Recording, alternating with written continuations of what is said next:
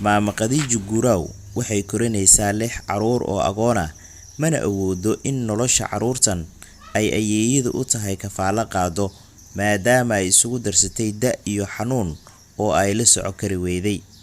Waxaan ku booqday hooyga ay ka degan tahay degmada Buur-Hakaba, waxaan kala sheekaystay xaaladda nolosheeda iyo sida ay u maareyso nolosha 6 caruur oo ay ugu geeriyoodeen gabar iyo wiil ay iyadu dhashay.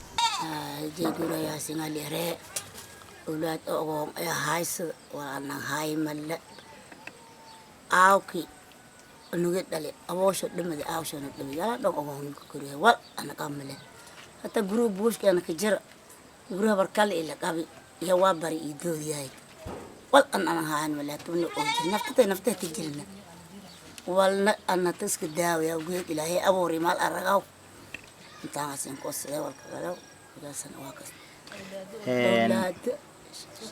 أولادنتي ولا نكون شيء نسينتي أو ما عرفنا هذا إنجرن.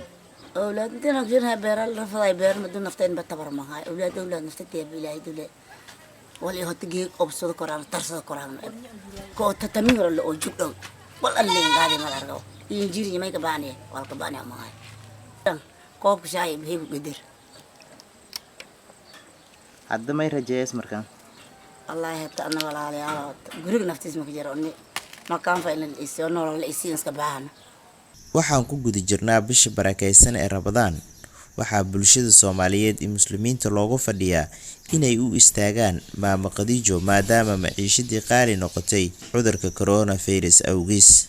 Xuseen Cali Geesay 5TV Buur-Hakaba.